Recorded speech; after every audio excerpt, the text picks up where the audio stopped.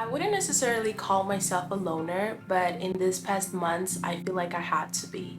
Maybe because I felt too drained after being surrounded by people that weren't giving the same energy, or maybe I just felt better whenever I isolated myself.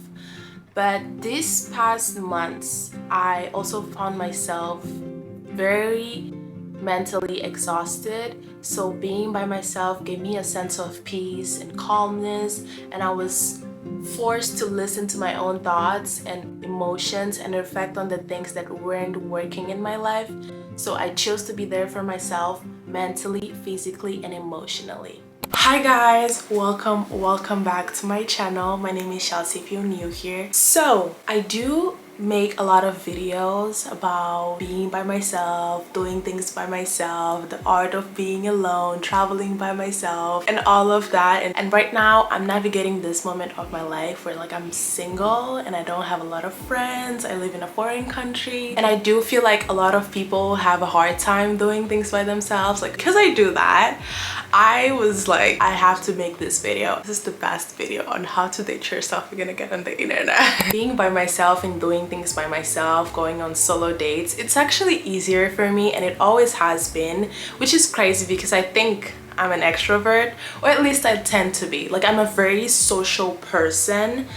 And I think that has been the problem, because whenever I was surrounded by people, I would always feel drained afterward, or exhausted afterward, because I feel like because I am a social butterfly, or at least an entertainer, I would always feel like I was giving more than I was receiving. So that's why this past few months I just took some time for myself, and I was like, you know what? I'm gonna give all that energy that I keep on giving everyone to myself, and be a little bit, reflect on my life and try to understand who I am as a person before I am an entertainer. This past few months, I've been going on movie dates by myself, going to museums, just taking myself to the park, and even travel by myself, and doing things like skydiving by myself, which sounds a little bit lonely now that I say it.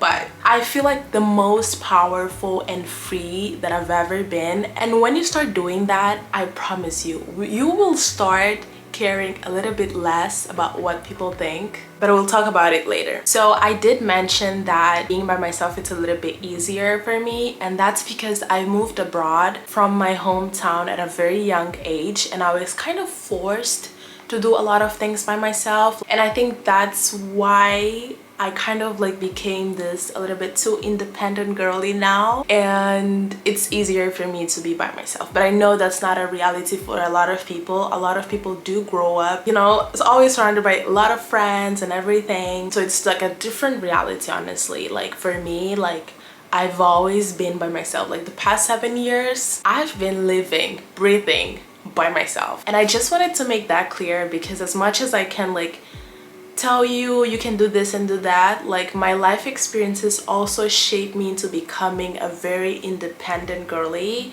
And I know that's not a lot of people's reality, but it was mine. So I am gonna be here and telling you guys what you can do, and maybe after you watch this video you're gonna be like, oh, I am ready to be on a solo date. I think most of us think about being alone as this scary thing that only weird people do, or people that have no friends do. But also think about it as oh, you have to be so confident in order to do things by yourself. Honestly, don't think you're ever secure about it. I don't think you're ever confident enough to do things by yourself. It's just you fake it. You gotta fake it at the beginning. Let's just be honest. You fake it a little bit. I don't think you're ever secure about it. I don't think you're ever confident about it.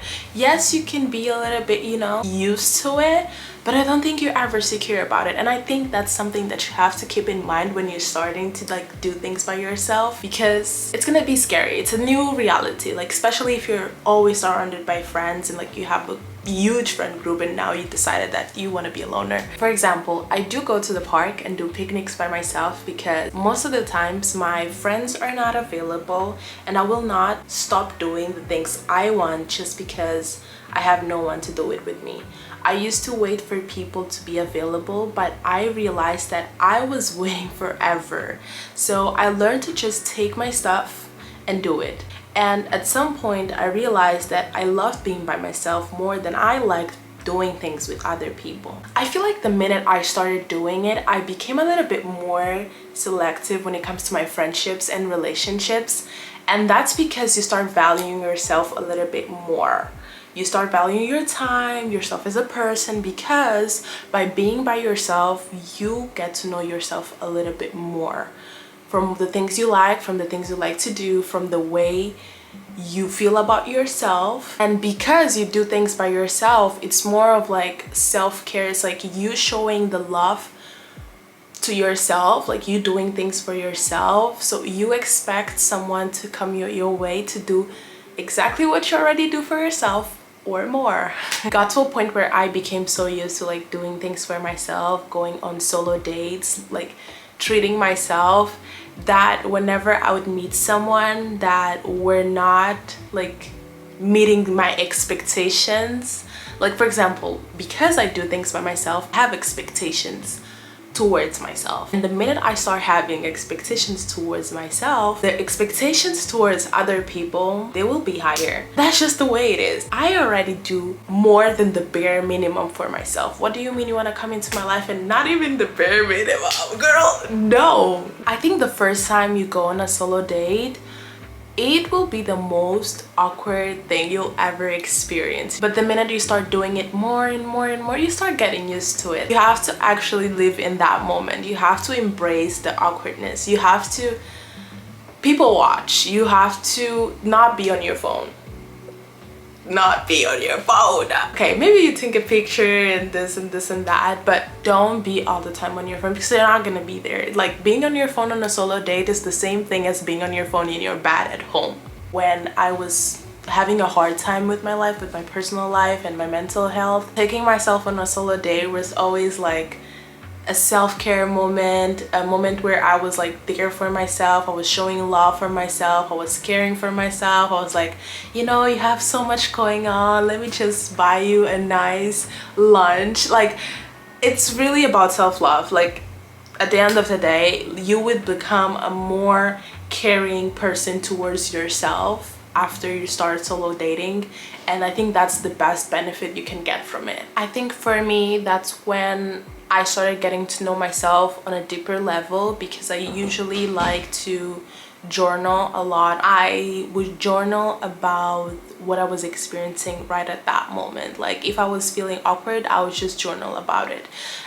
Whatever feeling that I was experiencing, I would journal about it. And you get to know yourself, the things that you like, the things you want to experience in your life. The minute you take a solo date, even if it's like 4 hours a week, 4 hours every month, I don't know, like you make it happen, you make it work for you. There's just so much that can happen in those 4 hours. You can realize that you always wanted to travel, so you're like, oh, if I'm already having a brunch date by myself, what stops me from booking a trip by myself? So like it's a moment where you kind of like have the freedom to reflect on your life. Not even freedom, like the space. It's like a moment where everything is silence and everything is about yourself. Please, girls, make your solo dates about yourself. Do not be on a solo date thinking about how you can make your boyfriend like you more. No, it's for you and for you only, okay? And that's when you start looking inwards. You start trying to realize what's wrong, what you can do better, what you can work on yourself. Maybe you want to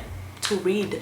Maybe you've always wanted to read. So after you go to that brunch place, you go to the library and you get a book, one thing after another, and boom, you've always wanted to travel. Now you're booking your first ever trip to Spain, and you're in Spain by yourself. I think from all the benefits that I got from like dating myself and going on solo dates and like really giving myself the love that I would often give to others, was the fact that I've realized that I like traveling a lot. And the same approach that I would have towards dating myself was the approach that I started implementing on traveling. And I was like, okay, I don't have someone to go to the park, I'm going to the park alone. I don't have someone to go skydiving, I'm going skydiving alone. I don't have someone to go to Spain with me, I'm going to Spain by myself. If you clicked on this video, it's because you already do that. You already go on solo dates, you already do things by yourself. You already have that self-care day where you just show love to yourself and you travel by yourself, and I love that for you. Don't you ever stop doing that.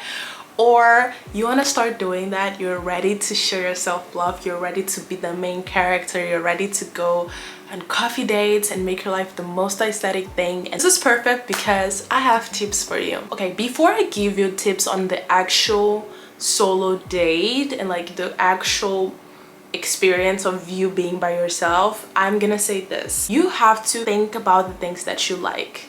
You probably already know that. You probably already have things that you would like to experience. You're probably already been thinking about making plans about doing this and this and that. That's great. But if you don't, go on Pinterest and see the vibe that matches yours, or the vibe that you would like to have. Is that girl on an art museum? Like, she's making it aesthetic? Is she in a coffee shop? Is she on a dinner date? Honestly, I've never done a dinner date in my life. I think that's the advanced for solo dates. I think dinner dates are the most scary ones. I've never done it. Like, I have to say, I want to do it too. I'll probably do it this year. Before the end of the year, I'll do a solo dinner date. But definitely, like, try to understand the vibe or the type of lifestyle that you'd like to have, like create for yourself on Pinterest, on Instagram, on TikTok. Try to understand the vibe, try to understand the lifestyle that you like to have. Like, for example, I like to go to art museums, I like to go to brunch, I like to explore the city, I like to go to the park and just journal, I like to just, you know, morning runs and watching the sunrise and like watching the sunset later. That's the type of vibe. Like, you have to see the vibe that you're looking for, and then you just see the videos on TikTok, you see the girlies living the life that you like to live, so that you can get some inspiration, you know. And then you plan the date.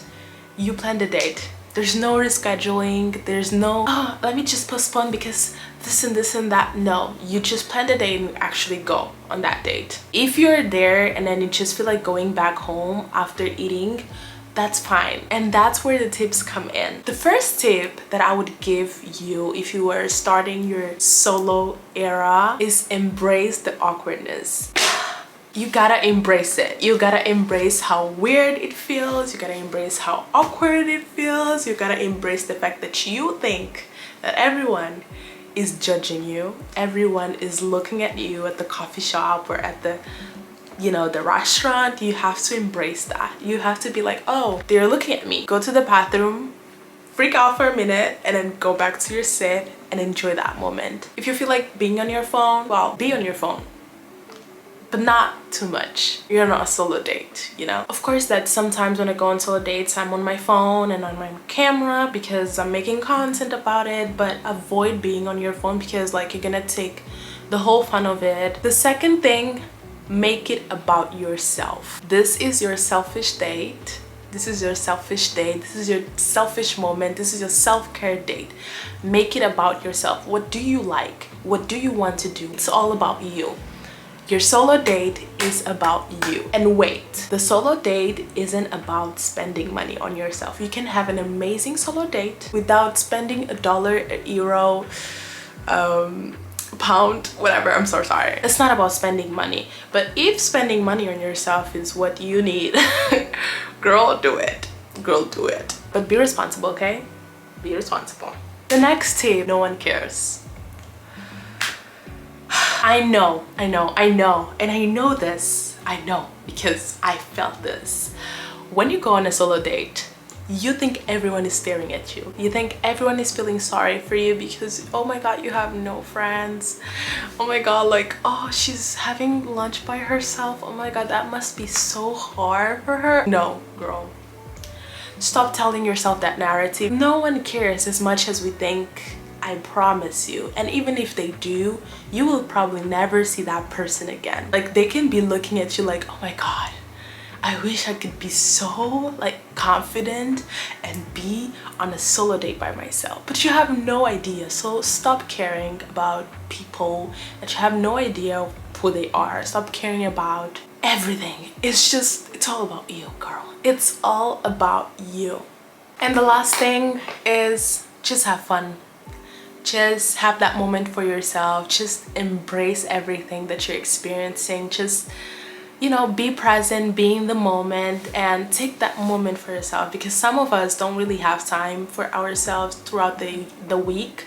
And like that solo date is a moment where we're like, oh, you're finally there for yourself. You're finally making, you know, this thing for yourself and like buying that thing and taking yourself on a beautiful solo date. You're looking pretty, you know, just enjoy yourself, your company. And I promise you, if you continue doing this once a month, once every 2 weeks, I promise you, you're gonna be so confident by I don't know how many solo dates it takes, but you know, I think it's like the most beautiful thing you can do for yourself, because you create that sense of independence. You are there for yourself. You get to experience things that you wanted to do. I really hope that this video helped you in some way. Like, I hope that by the time you finish watching this video, you already have a sense of like what you want to do.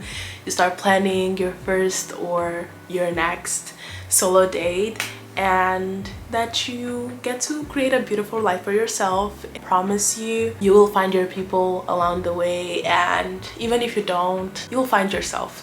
And thank you so much for watching this video. I hope you guys like, comment, and subscribe, and I'll see you guys in the next video.